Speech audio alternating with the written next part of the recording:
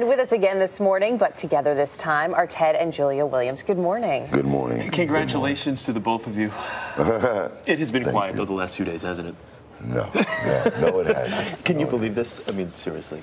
Can you believe? I really can. I really can. It's still not, God, it's just every minute by minute, it's just been crazy. What was it like for you, Julia, when that moment finally came? You saw your son. It's been, what, 10 years? Oh, I always talked to him. We talked on the phone, but I hadn't seen him for 10 years, and it was just so beautiful. Like, is this him? Are we together? Ted, what was it like for you, though, when you had a chance? There have been so many opportunities that you've been blessed with here the last few days, but to see Mom, I know was first and foremost. When you first saw her, what did you think? I just lost it. You know, I just lost it. It finally got to that moment where the armpits started sweating and everything, and she just sat there and was like, hi. Yeah, it was beautiful. It was a beautiful moment. Julia, you had talked with Chris in the last couple of days about how you had been genuinely concerned, for obvious reasons, Ted, about Ted over the last few years. When you had that moment, though, when you had your son back in your arms, was he the man you were expecting to see? Yes, I knew he would be overjoyed with all this. And I said, is this the son? My little son, prodigal son, has come back home. Yeah, that's what she said. Ted, there are a lot of people that are so overwhelmingly happy and joyful for you that you've had these opportunities. Your mom is obviously very happy, but Julia, we talked. There's also some skepticism, not only from Mom, but from other people out there. How do you prove to Mom and to the people out there that, you know what, you're on the right path right now, and you're not going to go back to the way things were?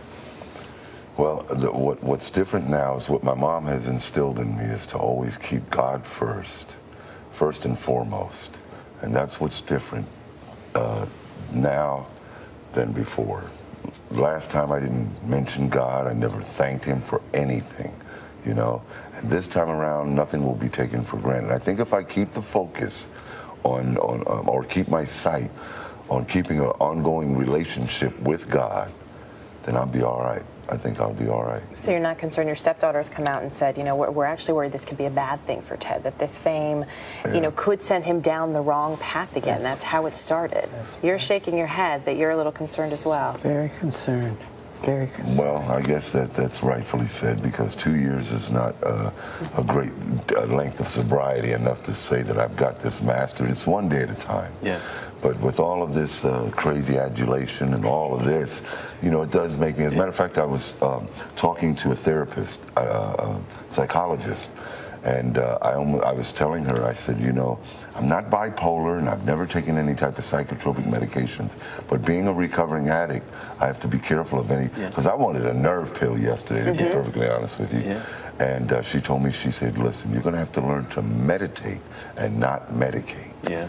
So that's what I'm trying to, you know. Yeah, and you'll need that because you got a lot of work coming up. I was going to say, you're a busy guy right now, and I was kidding when I said things have been quiet the last couple of days. How do you now, you see all these offers that are on the table. How do you pick one? How do you decide what you're going to do next? You've got a full docket right now.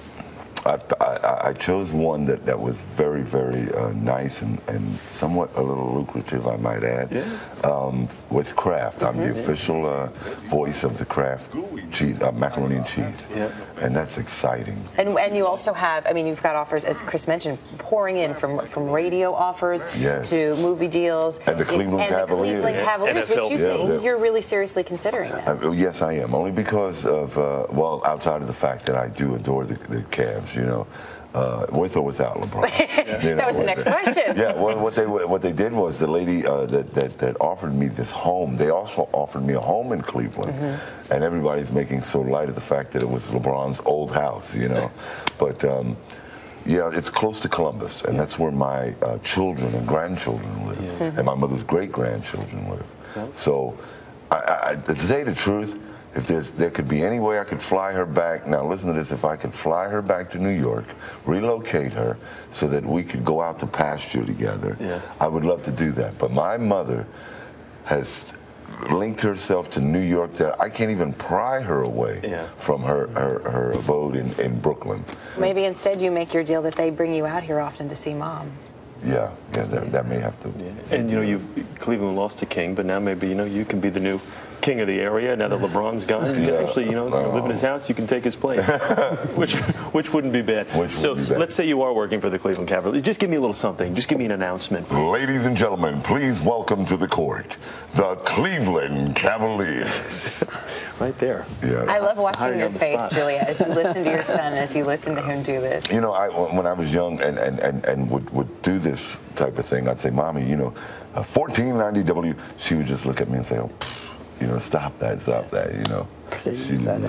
thought it was, she just didn't. Right, but now a few days on, and you and Chris talked about this a little bit over the last couple of days, but you've had a couple of days for it to sink in. You're reunited now. Yes. What is it like for you on this Friday morning as you look back on that week and you look at the man sitting next to you? It just seems like it's all a dream. It's not true. It's all a dream. That's what it seemed like to me. Wake up, Dorothy. That's right. You ready for some family dinners this weekend? And he said, yes. You won't see it. I said, Ted, I don't go to no hotels by myself. You're not going to see me there. I ain't going to do all that. Yeah. She looked at me the way I was dressed. When, of course, I only had the clothes on my back when I come to New York. And now, of course, I've changed up a little bit to find people. You look good. At some of the places got me some clothes. But when I the first thing she looked at me was like, God, is this all you have? And I didn't feel great no more. And then someone saw him in Columbus, in Brooklyn, and they said the man had an afro. Well, is that your son? Yeah, a lot of people thought I still would have all this big hair. It's a better look now. Thank you. You got a golden voice. You got a golden opportunity right now. Oh, thank you so much. Make sure you be smart about it. Yes, sir. We're wishing you well. A lot of people pulling for you. Great to see you again. Seriously. Thank you. Thank you both for coming in. Thank you for having me. Best of luck and keep us posted, both of you. We want to hear about more of those family dinners when you come back on the weekends. Yes. Yes, Thank you. Definitely. Go Cavs. Yeah, there you go.